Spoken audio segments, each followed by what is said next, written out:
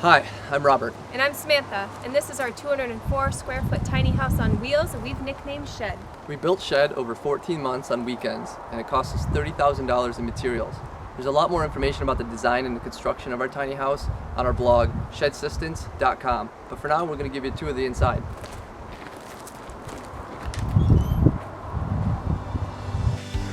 Hey guys, so I think one of our main focuses when building tiny was trying to make this space feel as large as possible. We did a few things to try to achieve that goal here. One of them being the selection of large windows as well as full light doors. That extends the view from inside to out and then also brings that natural light from the outside to the inside to make it feel more open. Another way that we did that was to not add a bunch of extra storage if we didn't need it. Instead, we incorporated storage into existing opportunities. So for instance, underneath our couch, we've got full storage below there. And then below the stairs, we have our wardrobe organized into a variety of cubby spaces, including locations for hanging clothes, folded clothes, extra shoes, and other miscellaneous items.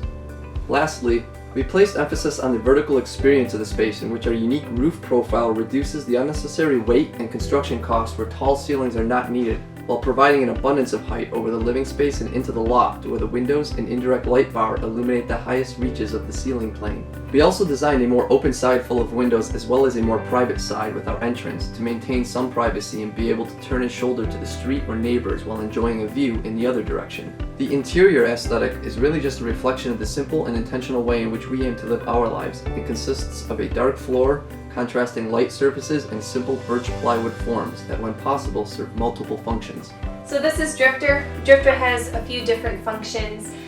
You can pull him away from the island table here and sit down and eat breakfast at the table, or you can pull him around to the couch and you can set up dinner for two here, or you can sit and do your work at your computer.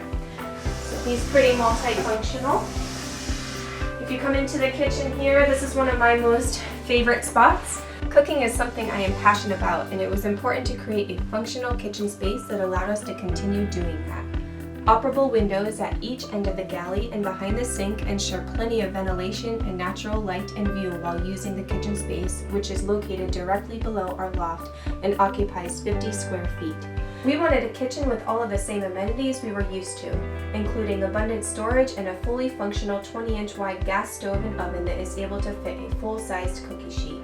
An exhaust hood eliminates odors and moisture, and our 24-inch stainless steel sink sits above another 4 feet of lower cabinet storage. On the other side of the kitchen, we have a 7.4 cubic foot fridge and freezer, which has been plenty of space. And above that, we have the always handy KitchenAid mixer on display. Opposite the fridge, we have multiple layers of open-face shelving that can be used as pantry space or pots, pan, and dishware storage, as well as a few more nifty little nook storage areas around the corner for some more glassware. Our custom-made birch plywood stairs are built in the same manner as our countertops and have larger than normal 12 by 12 inch steps that provide a comfortable climb into the loft. So here in our loft, we have over 4 feet of clearance at the apex. We also have the ability to control the main light down at the bottom here, and then the light bar at the top.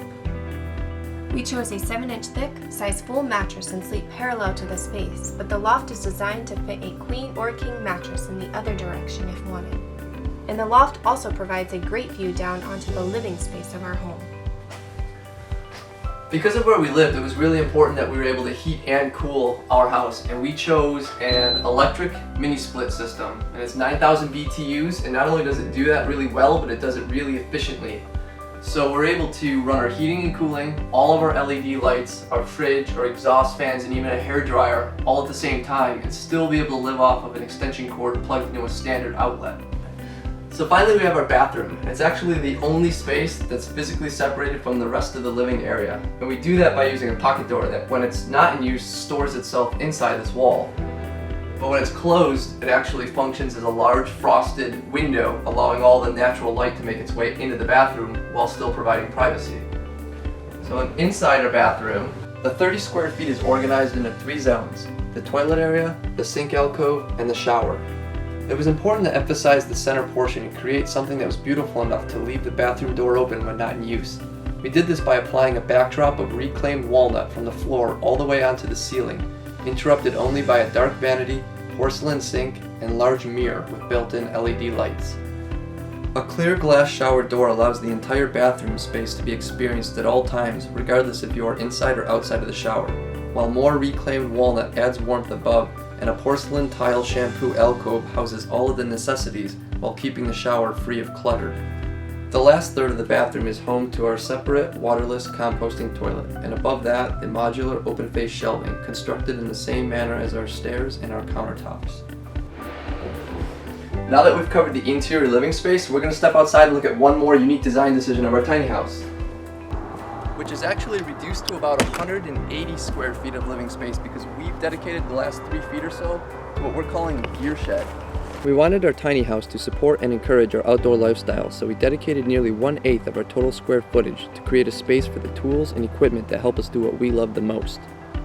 Our tiny house base camp on wheels holds everything needed to deploy on another epic adventure at a moment's notice, including a 14-foot tandem inflatable kayak, backpacking and camping gear, climbing and mountaineering gear, snowboarding gear, and additional splitboard setups for winter backcountry exploration. Everyone has their different reasons for venturing into the wild. For us, it is a yearning for unique and monumental moments, the kind that last only minutes but are remembered forever. Moments that are retold and therefore relived over and over throughout our lifetimes. Moments so worthwhile that we are often willing and even eager to endure a copious amount of discomfort, fatigue, and fear just to give ourselves the opportunity to be present at that very moment. Those moments won't just come to you, and oftentimes you simply can't drive to them. So for us, those 24 semi-unfinished square feet that we gave up for our stuff were actually the most important square feet of our home. And the items inside our gear room are more than just stuff.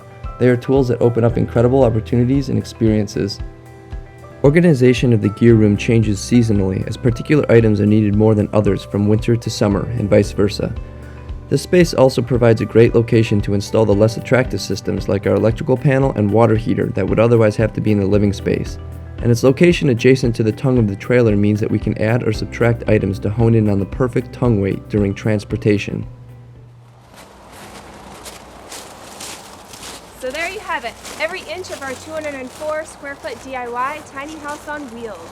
Today we focused on the spaces of our home, but if you have more time, we encourage you to head over to our blog where we share extensive photographic and video documentation of the entire construction process. There's lots of beautiful tiny houses out there, but your favorite will always be the one that you built with your own 2 hands. Enjoy the journey.